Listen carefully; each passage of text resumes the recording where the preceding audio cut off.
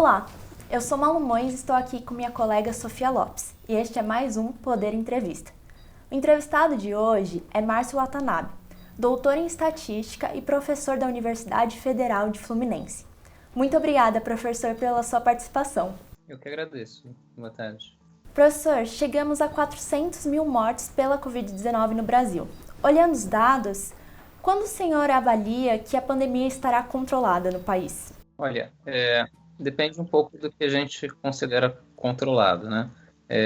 Uma coisa que já está começando a ficar claro é que, de fato, o pico da pandemia foi alcançado, pelo menos dessa segunda onda.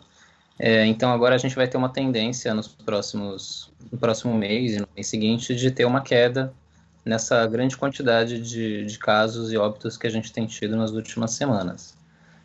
No entanto, isso não quer dizer que a pandemia vai estar controlada, né? A gente ainda tem muita coisa pela frente, o Brasil ainda tem um grupo muito grande de pessoas ainda precisa ser vacinado, pessoas de risco, né? Como as pessoas com comorbidades, as pessoas acima de 45 anos, que também tem um risco significativo. Então, a gente ainda vai continuar enfrentando a pandemia até o final do ano, com certeza. Mas claro que, assim, a tendência agora é que os próximos meses sejam melhores do que o mês de abril, que a gente está terminando agora, que foi o pior mês da pandemia até agora. E quando o senhor avalia que a gente vai estar numa situação em que não seja mais necessário o distanciamento social nem o uso de máscaras? O que acontece é o seguinte, os critérios que são usados para definir se a gente precisa tomar medidas para reduzir a transmissão do vírus, como o uso de máscaras e distanciamento social, depende muito da política pública que vai ser adotada, né?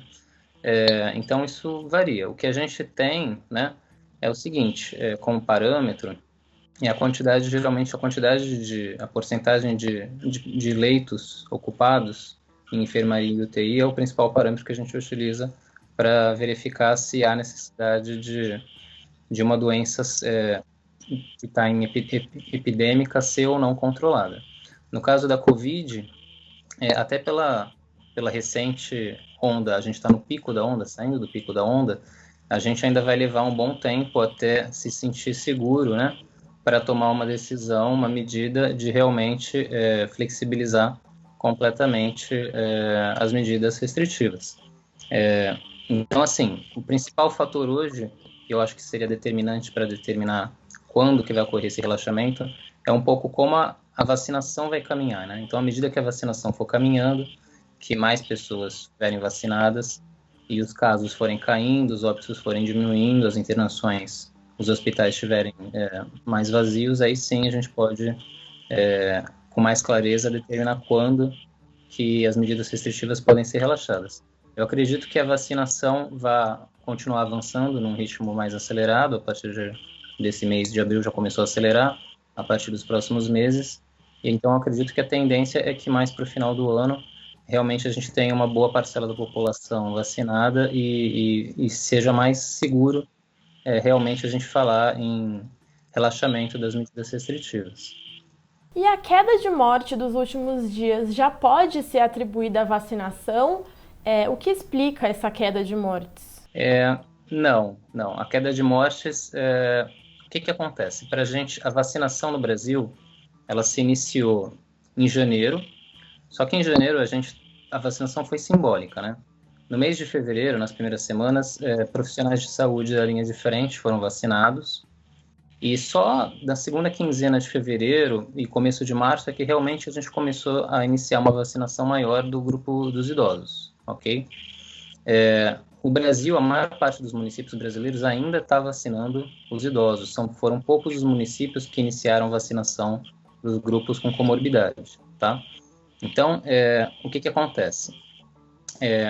A queda de casos e a queda de óbitos que já começou a ocorrer na última semana, e a queda de internações que já vem de umas 2-3 semanas para trás, em muitos locais, ela não está ocorrendo apenas no grupo dos idosos. A gente já verifica a queda de óbitos, queda de casos e queda de internações também em grupos de pessoas que ainda não iniciaram a vacinação. As mais avançadas, principalmente acima de 80, 85 anos, a gente já consegue verificar algum efeito da vacina. Mas esse efeito da vacina, ele demora pelo menos 2 semanas para começar a imunidade na pessoa, após ela receber a primeira dose da vacina. E aí são pelo menos mais 2 ou 3 semanas para que esse efeito apareça na transmissão e nos óbitos. Então, a gente está falando de alguma coisa em torno de 40 dias entre o início da vacinação de um grupo etário e a gente poder verificar algum efeito na curva de casos e na curva de óbitos desse grupo vacinado. Então, a queda que já começou há umas 2 semanas atrás, ela é referente a pessoas que foram contaminadas na metade ali de março, tô falando dos óbitos, né? Da segunda quinzena de março. E nesse momento a gente não tinha ainda, a gente tinha um grupo muito pequeno de pessoas vacinadas para a gente poder atribuir essa queda agora à vacinação. Mas isso não quer dizer que a vacina não esteja tendo efeito. À medida que o tempo passar, a gente vai conseguir verificar cada vez mais o efeito da vacina, principalmente nos idosos com idade mais avançada. Levando-se em conta esse cenário, o que a gente pode esperar para o mês de maio? Olha, eu acredito que a gente realmente tem atingido o pico. É claro que isso varia de município a município, né? Nem todos os estados são iguais. Então, por exemplo, o estado do Pará, o estado de Pernambuco, eles ainda apresentam alguma tendência de aumento de casos, para dar 2 exemplos. No entanto, tem outros estados em que já é visível um efeito maior de diminuição nos casos e nos óbitos. Então, a gente, no caso do município de São Paulo, por exemplo, a gente já começa a verificar uma tendência clara de queda, né? Então, assim, de uma maneira geral, no Brasil, já existe uma tendência de queda de casos e óbitos e internações. Então, a tendência é que essa tendência permaneça em maio. Agora, se essa tendência vai se intensificar e a gente vai ter uma queda mais significativa, ou se ela vai, por exemplo, parar, ou até mesmo a gente ter algum tipo de repique, né, um novo aumento, ou uma estabilização, um número muito grande de casos e óbitos, isso vai depender um pouco também das medidas de distanciamento que a população adotar e do avanço da vacinação. Então, todas essas componentes entram nessa questão para a gente verificar realmente o que pode ou não acontecer. A vacina começou a acelerar um pouco nas últimas semanas, então a gente espera que realmente, se as coisas continuarem do jeito que estão, o mês de maio seja um mês onde a gente tem uma nova diminuição nos casos e óbitos, e aí sim, a partir de junho, o efeito da vacinação vai começar a ficar mais claro, e a gente pode realmente começar a ter uma queda mais significativa. E professor, no estudo que o senhor realizou na Universidade Federal Fluminense, né, e publicou em fevereiro, o senhor menciona que o país poderia chegar a 5.000 mortes diárias.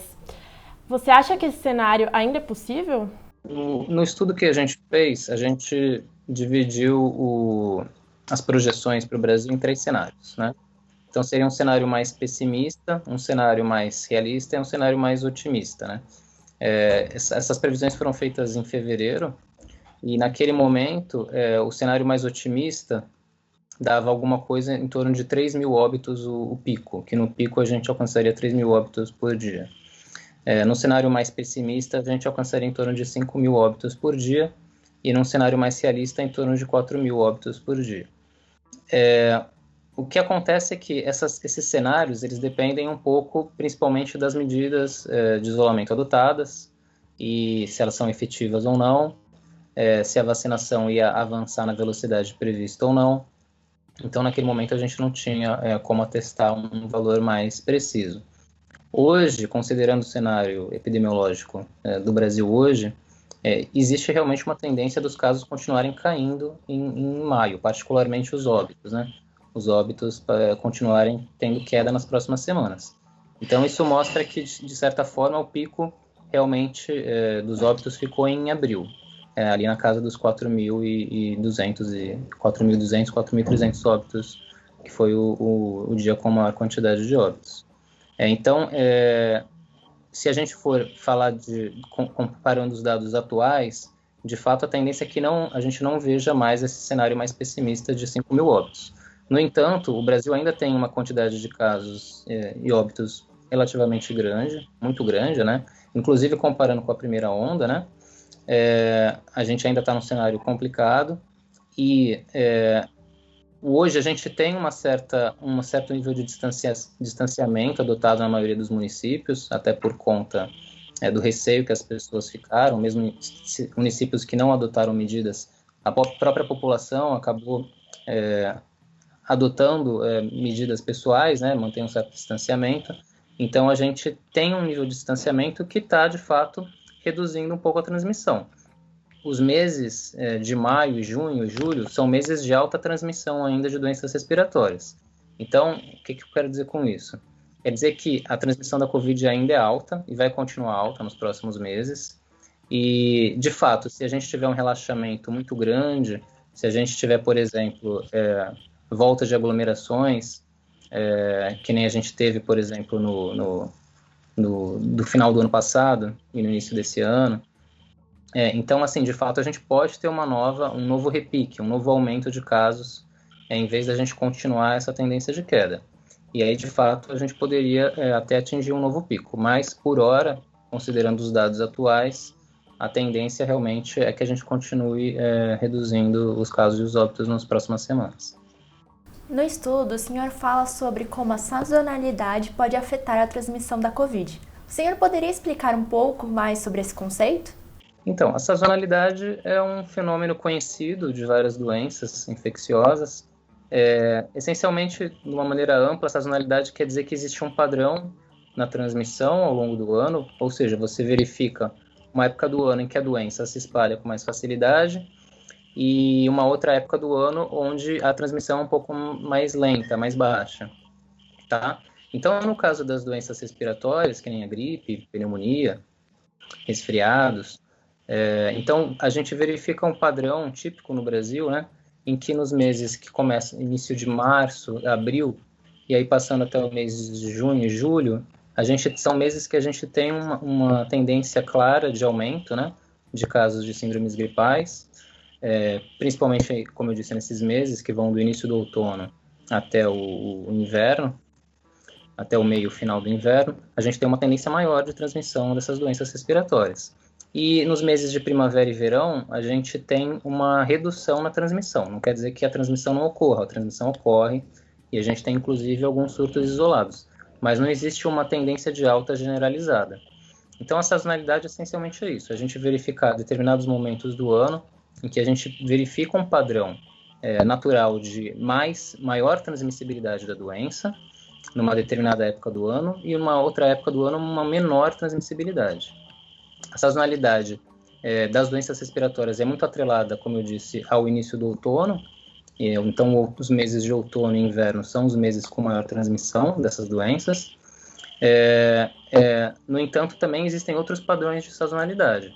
Então, por exemplo, o início, as duas primeiras semanas de janeiro, as duas primeiras semanas de janeiro e as duas últimas semanas de dezembro, são um período em que também ocorre também é considerado um período sazonal de alta transmissão devido às festas de final do ano. Não só no Brasil, mas no mundo inteiro a gente observa todas as doenças infectocontagiosas, a gente observa um aumento na transmissão, principalmente das doenças respiratórias. Então, assim, esse padrão anual, ele vai se repetindo e a gente consegue, então, de certa forma, ter uma previsibilidade, não do número exato de casos, mas pelo menos da época em que a gente vai ter um maior contágio, da época que a gente vai ter uma maior transmissão e, portanto, um maior risco com relação à doença. E a Covid, ela tem, olhando os dados, o estudo pegou e observou dados de mais de 50 países e a gente conseguiu verificar que, de fato, os padrões sazonais das doenças respiratórias estão se repetindo para a Covid. Ou seja, mesmo que na primavera e no verão a gente ainda tenha uma grande quantidade de casos de Covid, no início do outono a gente sempre tem uma intensificação, uma piora no quadro da Covid, não só no Brasil, mas em todos os países que foram estudados. Então, por exemplo, o início do outono no hemisfério norte, em setembro e outubro. Nos meses de setembro e outubro foram os meses onde os países europeus, os Estados Unidos e outros países do hemisfério norte tiveram um maior aumento no número de casos, né? Então, a gente observou um grande aumento no número de casos, um grande aumento na taxa de transmissão da Covid nesses 2 meses, principalmente em muitos países do hemisfério norte, que os Estados Unidos e os países europeus, enquanto que nessa mesma época, que era o início da primavera aqui no Brasil e em outros países do hemisfério sul, a gente tinha até uma queda no número de casos. Em contrapartida, agora no início de março, que é o início do período de aumento da transmissão sazonal de países do hemisfério sul e também de alguns países próximos à linha do Equador, que ficam no hemisfério norte, mas são mais próximos do Equador, e tem um padrão de sazonalidade reconhecidamente parecido com o do Brasil e dos países da América do Sul, como é o caso da Índia, por exemplo, de Bangladesh, da Colômbia. Então, são países que ficam no hemisfério norte, mas têm um padrão sazonal parecido com o nosso, e esses países também a gente observa um aumento bem claro, bem forte, significativo dos casos de Covid, agora a partir do mês de março e abril. Então, a sazonalidade, de fato, da Covid já está bem clara pelos dados, considerando todos os países do mundo, e a tendência é que fique cada vez mais claro esse padrão nos próximos anos. E falando um pouco sobre como são feitas essas projeções para o futuro, né? No Brasil existe uma certa imprevisibilidade em relação às medidas de restrição, né? Uma hora fecha, outra abre, existe uma variação entre os estados. Tudo isso acaba afetando a precisão das estimativas para o futuro? Então, no caso, a sazonalidade, ela ajuda muito o poder público não a prever perfeitamente o que vai acontecer na pandemia, já que, como eu disse, são vários fatores que influenciam a transmissão, mas ela pelo menos ajuda muito você a prever os momentos em que você vai ter um aumento mais certo e mais dramático, né? Então, por exemplo, não só eu, mas outros pesquisadores de outros países, inclusive, fizemos alertas em setembro e final de agosto e setembro para o aumento de casos nos países europeus, para os Estados Unidos. Então, assim, esse tipo de informação, você saber que em determinada época do ano você vai ter um aumento significativo dos casos, isso ajuda o poder público a se planejar.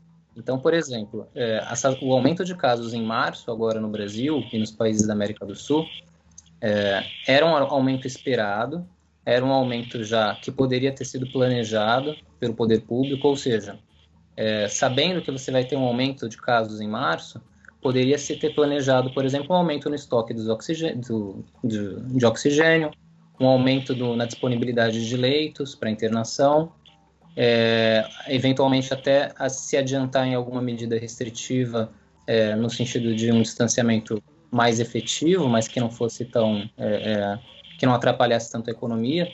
Então, essas medidas elas poderiam ter sido tomadas de antemão, por assim dizer, com planejamento, quando você tem esse conhecimento mais bem estabelecido, quando você sabe que, de fato, você sabe que vai ter uma época do ano que você pode esperar, sim, um aumento maior, mais significativo dos casos, então você pode usar esse conhecimento para realizar esse planejamento. Em particular, a sazonalidade ela já é muito utilizada pelo poder público nas campanhas de vacinação para a gripe, por exemplo. A vacinação da gripe, ela geralmente se inicia ali no mês de abril, anualmente, justamente porque é o mês em que a gente espera um aumento do número de casos de síndromes gripais, aumento de casos de influenza, e aí a gente vacina as pessoas justamente nesse início do período sazonal para reduzir ao máximo a transmissão, para reduzir ao máximo o número de internações por síndromes respiratórias agudas. Então, a sazonalidade ela já é utilizada naturalmente pelos Ministérios da Saúde de vários países para utilizar o seu planejamento, tanto nas campanhas de vacinação, quanto nas campanhas de prevenção de doenças que são sabidamente sazonais. E a gente tendo esse conhecimento, sabendo que a Covid também segue esse tipo de padrão, de aumento da transmissão no início do período do outono, de aumento de transmissão, por exemplo, no final de dezembro, a gente já pode utilizar esse tipo de conhecimento para prever as possíveis novas ondas que podem vir. Então, por exemplo, em particular para os anos seguintes, esse tipo de conhecimento vai ser útil, por exemplo, para determinar a campanha de vacinação para a Covid, que deve passar a ser anual, não necessariamente para todos os adultos, mas para os idosos, por exemplo, da mesma maneira que a gente vacina os idosos para gripe, para influenza, também provavelmente a partir dos próximos anos, não só no Brasil, mas em outros países também, a gente deva ter um calendário anual de vacinação para a Covid. E o momento ótimo, né, o melhor momento para você intensificar essa vacinação vai ter que respeitar esse tipo de conhecimento científico, né? Então, se você prevê um aumento de casos em março, o ideal é você vacinar os idosos um pouco antes. E assim você evita um novo colapso, por exemplo, do sistema, você diminui o número de internações. Então, esse tipo de conhecimento é muito útil para o poder público, se ele for bem aplicado. Professor, a marca de 400 mil mortes foi atingida depois de 14 meses de pandemia. O senhor avalia que esse número está dentro do esperado? Olha, no início da pandemia foram feitas diversas predições, né, com relação ao número de óbitos e casos que ocorreriam não só no Brasil, mas em outros países e no mundo. Essas previsões variaram muito, né? Então, assim, principalmente as do início da pandemia, quando a gente ainda não conhecia tão bem a doença. À medida que o conhecimento sobre a Covid-19 foi aumentando, essas previsões foram melhorando, né? Foram sendo aperfeiçoadas. O número de óbitos hoje que o Brasil atingiu, né, já a marca de 400 mil óbitos, é um número elevado, né? É um número compatível com outros países também, né? Quando a gente compara com relação à população total, né? Então, alguns países europeus também tiveram uma quantidade de óbitos parecidas com a do Brasil, quando a gente compara proporcionalmente, mas é um número muito elevado. E assim, como eu disse, se a gente usar o conhecimento que a gente tem, que pode ser útil para, por exemplo, prever futuras ondas, e a sazonalidade ela entra muito bem nessa questão, porque ela já ajudava. A pesquisa que a gente fez foi inicialmente terminada em agosto, né? Então, em agosto do ano passado, a gente já falou, vai ter uma nova onda na Europa, nos Estados Unidos, começando em setembro, e a nova onda grande que o Brasil vai experimentar vai se iniciar em março. Então, isso já estava previsto para a gente desde agosto do ano passado. Então, se esse tipo de conhecimento tivesse sido utilizado, uma boa parcela desses óbitos poderia ter sido mitigado, né? Poderia ter sido reduzido o número de óbitos com um planejamento mais adequado que considerasse essas previsões. Ainda existe muita incerteza, né, com relação ao Covid. A gente tem centenas de estudos publicados todo dia, então eu acredito que é difícil, às vezes, para o poder público do mundo inteiro, inclusive para a OMS, separar, né, quais artigos eles devam utilizar para se orientar, mas, assim, de fato, a gente tem dados estatísticos suficientes hoje que indicam que, de fato, a sazonalidade, por exemplo, é um fator importante na transmissão da Covid, e com esse tipo de conhecimento, a gente pode, sim, utilizar esse conhecimento para fazer um melhor planejamento do controle da doença, e para, através desse melhor planejamento, mitigar o número de óbitos. Então, assim, seria possível, sim, com um melhor planejamento, ter reduzido esse número de óbitos, ter freado essa segunda onda antes, né? Porque se você já sabe que ela vai acontecer, se você já sabe quando ela vai acontecer, fica muito mais fácil você tomar as medidas necessárias e da melhor maneira possível, né? De uma maneira otimizada, na hora certa, por assim dizer, para reduzir ao máximo as consequências negativas da doença. E com tanto conhecimento que foi produzido em relação a como poderia evoluir a pandemia, o que faltou na ação do poder público em relação às medidas de combate? Como que você avalia, em geral, a atuação dos poderes públicos em relação à pandemia? Assim, falando especificamente do Brasil, né, cada país atuou de uma maneira diferente.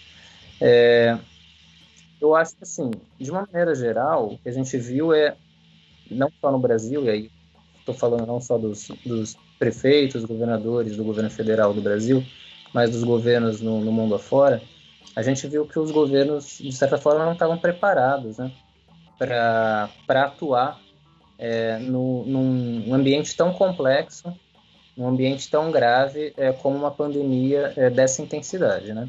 Alguns países, e aí eu quero citar alguns países específicos, que já tinham um certo planejamento para alguma pandemia, para alguma epidemia mais grave, eles realmente se destacaram ao longo dessa pandemia na sua capacidade de reduzir ao máximo os problemas que aconteceram devido à pandemia nesses países. Então eu quero, por exemplo, citar 2 países, principalmente a Coreia do Sul, mas também o Japão, por exemplo, Singapura, um outro país, a Austrália. Existem outros exemplos, mas esses são alguns dos principais países que tiveram assim um excelente desempenho ao longo dessa pandemia. Então, assim, o que a Coreia do Sul, o Japão e a Singapura, por exemplo, tinham que os outros países não tinham?